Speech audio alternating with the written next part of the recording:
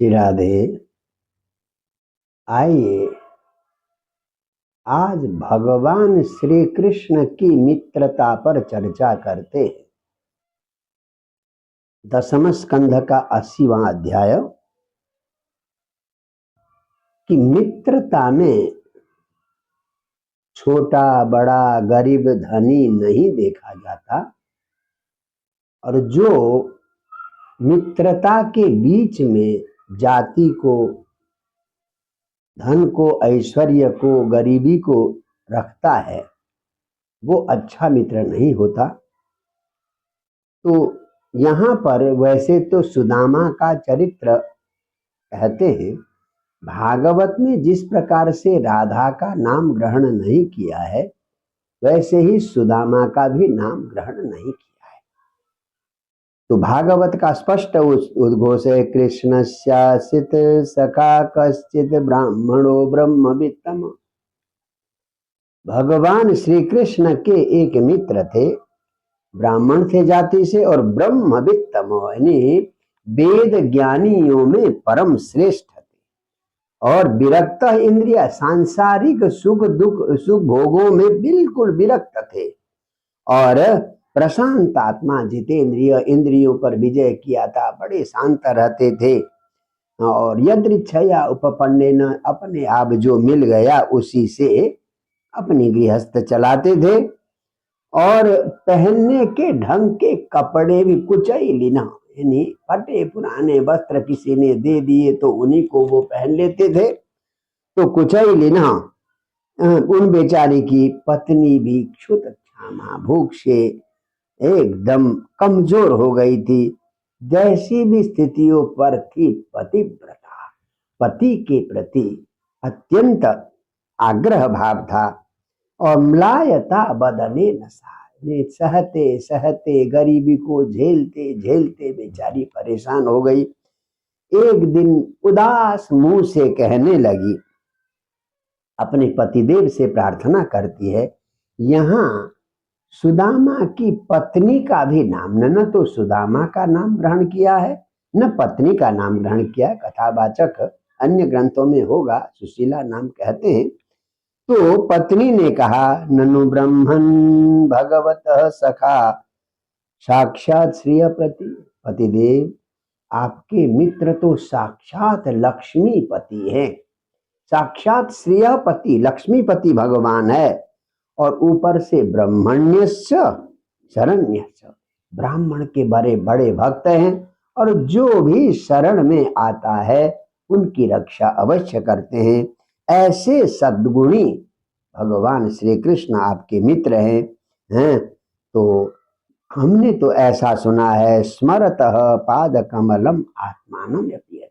इतने उदार है श्री कृष्ण, इतने उदार हैं, जो श्री कृष्ण का स्मरण करता है आत्मानम अपयच्छति, अपने आप को देते हैं।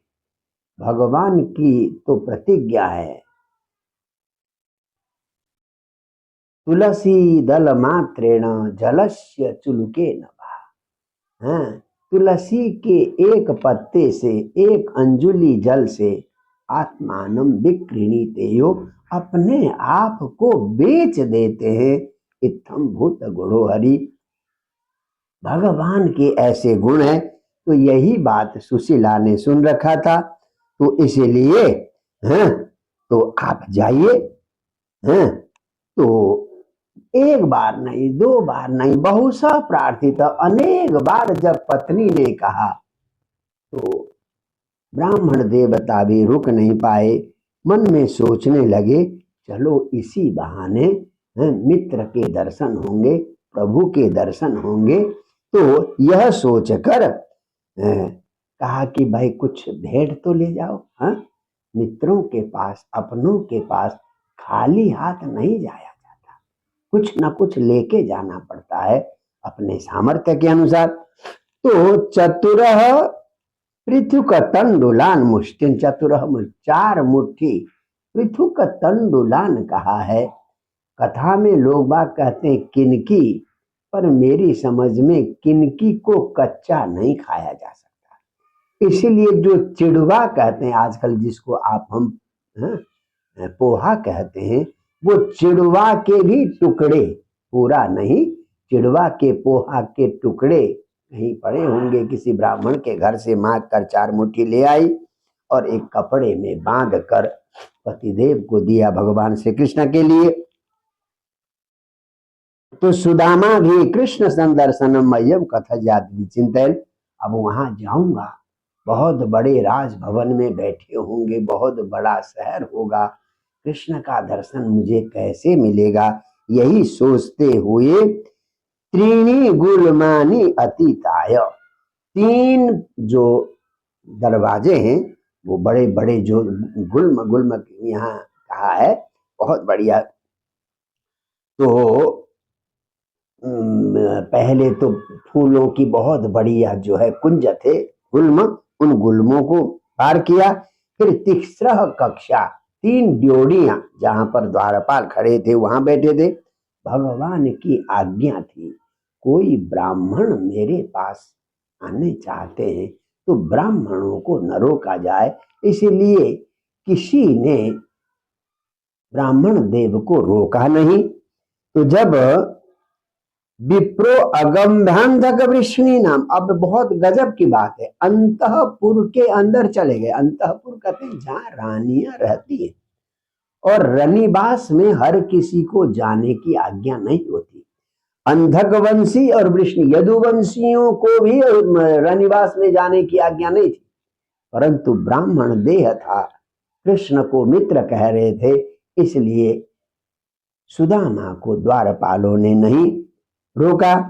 तो गृह स्वच्युत धर्मिणा, भगवान के व्यस्त सहस्राणाम, यानी 16,108 घरों में से किसी एक घर में चले गए। क्या पता किस घर में बैठे हो भगवान, किसी एक घर में चले गए। विवेशैकतमं श्रीमद् ब्रह्मानंद गतो यथा, ऐसा भवन था मानो ब्रह्मानंद हो जहां पर। और जब भगवान ने देखा मित्र को आते हुए, तम बिलोका च्युतो दूरात प्रिया पर्यंकमा स्थित, पत्नी के साथ अपने पलंग पर लेटे हुए थे, आराम कर रहे थे, पत्नी पाद संवाहन कर रही थी। देखा कि मेरे मित्र आ रहे फटेहाल, तो फौरन अपने पलंग से उठ गए और सख्यु प्रिय से विप्र से अंग सहसोत्थाय अचाव्य दौड़ कर पहुंच गए, आने तक प्रतिज्ञा भी नहीं की। देखिए, दौड़ कर पहुंच गए और जाकर दोर्भ्याम पर्यग्रहित कूदा, दोनों भुजाओं से आलिंगन किया। एक ये भगवान श्री कृष्ण का चरित्र है, और एक दूसरा चरित्र आप सुने, द्रोणाचार्य बहुत बड़े धनुर्धर, और राजा द्रुपद की भी ऐसी ही मित्रता थी, दोनों एक ही गुरुकुल में पढ़ते थे। तो गुरुकुल में पढ़ते हुए द्रोणाचार्य को राजा राजकुमार द्रुपद ने कहा था कि मैं जब पढ़ के जाऊंगा तो राजा बनूंगा, तो मित्र मैं आपको आधा राज्य दे दूंगा। तो बचपन की बातें, ऐसा कहा था। और इधर द्रोणाचार्य ने किसी की नौकरी करना, किसी राजा का आश्रय लेना अच्छा नहीं समझा। एक दिन उनके पुत्र को उनकी पत्नी कृपी जब आटा घोल कर उसे छान कर दूध कहकर पिला रही थी, द्रोणाचार्य से रहा नहीं गया कि मैं अपने बच्चे को एक गिलास दूध भी नहीं पिला सकता हूं। तो उन्हें अपने मित्र की याद आ गई, सीधे चले गए राजा द्रुपद के यहाँ और द्वारपालों से कहा कि महाराज से कहो, द्रुपद से कहो कि उनका मित्र द्रोण मिलने के लिए आया है। द्वारपालों ने जाकर द्रुपद से कहा, तो द्रुपद ने कहा कि मित्र कैसे भाई, एक भिखारी ब्राह्मण का राजा मित्र कैसे हो सकता है। हाँ, ब्राह्मण के रूप में मांगने के लिए आया हो तो कह दो 1000, 2000, 100-200 जितनी गाय चाहिए ले ले, पर मित्र कहने का साहस न करे। फिर द्रोणाचार्य अपना सा मुंह लेकर, क्योंकि यहाँ तो मित्रता के नाते गए थे, अपना मित्र समझ कर गए थे, भिखारी बन के तो गए नहीं थे। फिर आए, लंबी चौड़ी कहानी है। फिर कुरुवंशी बालकों को पढ़ाया। अंत में अर्जुन ने गुरु दीक्षा में, गुरु दक्षिणा में द्रुपद को बंदी बना कर ले आए। लंबी चौड़ी कहानी है। एक तो मित्रता द्रुपद और द्रोणाचार्य की। देखिए, धन का मद आते ही मित्रता को भूल गए, इतना अभिमान आ गया राजा द्रुपद में। और एक मित्रता भगवान श्री कृष्ण की, जो इतना अपार ऐश्वर्य होने पर भी मित्र को आदर देने में कभी भी, दोनों मित्र ब्राह्मण है, परंतु यहां पर कहीं कसर नहीं छोड़ा। देखिए क्या किया भगवान ने। अथोपवेश्य पर्यंके स्वयं सख्यो समर्हण। पहले तो कि पीतो व्यमुंचत अब बिंदुम नेत्र, आंखों से आंसू की धारा बहाने लगी। कविताओं में तो, हिंदी में तो ऐसा कहा है, हाथ में लोटा लेकर बैठे पर ब्राह्मण के पैर तो आंसुओं से ही धुल गए, इतने रोए। भागवत में भी लिखा है कि आंसू बहाए। फिर भगवान ने उनके पैर धोए। मित्र के ब्राह्मण थे, इसलिए ब्राह्मण को पैर धोना, ब्राह्मण के पैर धोए। उस पैर धोए हुए जल को अपने सिर में लगाया, सारी रानियों को, सारे अपने लोगों को दिया और सिरसा अग्रही, सिर में धारण किया। फिर दिव्य खुशबूदार चंदन आदि से पैर की पूजा की। हाँ, तो ऐसे ब्राह्मण का आदर करते हुए वहां के रहने वाले द्वारकावासी कहते हैं, देखो भाई कैसा ब्राह्मण है, कुचैलम मलिनम क्षामम, गंदे कपड़े पहना हुआ है, खुद भी मलिन है, कमजोर है, धमनी संततम, पूरी नसें उभर रही है शरीर में। उसकी सेवा कर रही रुक्मिणी आदि देवियों को कहा सेवा करने के लिए, कोई पंखा जल रही है, कोई चमर डुला रही है। तो इस प्रकार से पूजा करने के बाद, भोजन आदि करने के बाद भगवान अपने पुरानी बात याद करते हैं। गुरुकुल में सांदीपनि गुरु के यहाँ पढ़ते थे भगवान, 64 दिन रहकर वहां पर अध्ययन किया। उसी समय इनसे भेंट हो गई थी। तो कहते हैं, अपि ब्रह्मन् गुरुकुलात् भवता लब्ध दक्षिणा। गुरुकुल से जब आप आ गए गुरु दक्षिणा देकर, आपने अपने अनुकूल विवाह किया कि नहीं? कोई पत्नी से आपकी पत्नी है कि नहीं अपने अनुकूल है? वैसे भी आपका पहले से ही गृहस्थ धर्म में इतना मन तो नहीं लगता था, फिर भी धन के प्रति आपकी इतनी इच्छा नहीं थी। है मित्र, आपको याद है हम लोग जब गुरुकुल में रहते थे तो क्या क्या घटना घटी थी। एक समय की घटना को याद करते हैं यहाँ पर भगवान श्री कृष्ण।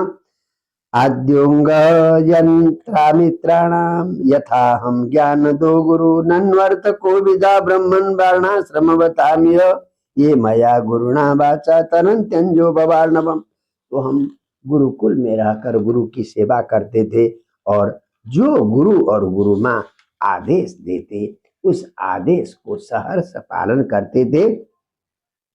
यहाँ भगवान कहते हैं, मुझे यज्ञ का दिया हुआ धन संपत्ति इतना मुझे प्रसन्न नहीं है जितनी गुरु शुश्रूषा मुझे प्रसन्न है। तो आपने, हमने बड़ी गुरु शुश्रूषा की है। आपको याद है गुरु माँ ने हम लोगों को ईंधन लाने के लिए, समिधा लाने के लिए भेजा था। हम वन में गए थे, अचानक लकड़ी बीन ही रहे थे, बारिश होने लगी, भयंकर बारिश, पूरी बाढ़ आ गई, ऊंचा नीचा कुछ दिखना बंद हो गया, धीरे धीरे अंधेरा छा गया, इधर सूर्यास्त भी हो गया, अब कुछ भी दिख नहीं रहा था। हम एक दूसरे का हाथ पकड़ कर इधर से उधर घूमते रहे, रात भर ऐसे इधर से उधर घूमते रहे, कांपते रहे ठंडी से।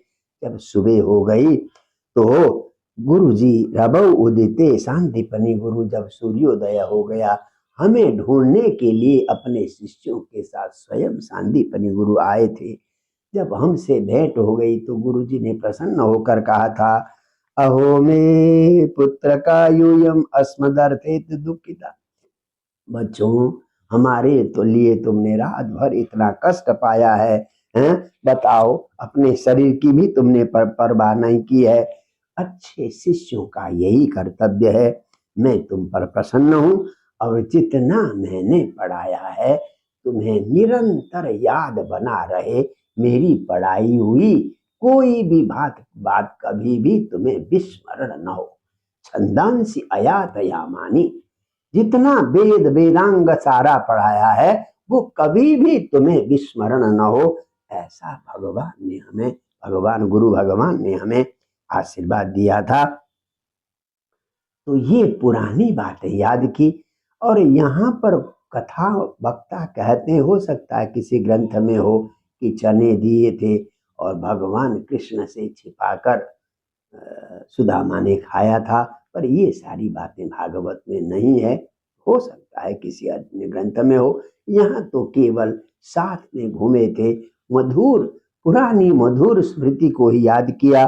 तो ब्राह्मण देवता सुदामा भी कहते हैं, भवता सत्य कामे न यासो ये सांबासो भवत गुरु।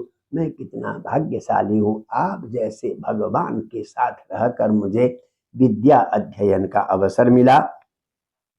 आपका तो देह ही छंदोमय देह है, वेदमय देह है। इस प्रकार से आपस में बात करते हुए रात भर दोनों मित्रों में बात होती रही। ये भगवान की मित्रता है। मित्र कभी छोटा और बड़ा नहीं होता। मित्र का संबंध हृदय से होता है, सांसारिक वस्तु से नहीं होता है। इसीलिए हम भगवान श्री कृष्ण की पूजा करते हैं। वो धन को महत्व नहीं देते, वो भावना को महत्व देते। आपकी भावना कैसी है, आपका विचार कैसा है, आपका चरित्र कैसा है, भगवान की दृष्टि से में इसका महत्व है। आपके पास कितना धन है, आपके पास कितना ऐश्वर्य है, इसका कोई महत्व भगवान की दृष्टि में नहीं। तो मित्र के ऐसे प्रेमी ब्राह्मण भक्त भगवान को आप हम सब मिलकर प्रणाम करें। जय श्री कृष्ण, जय श्री सुदामा, जय जय श्री राधे।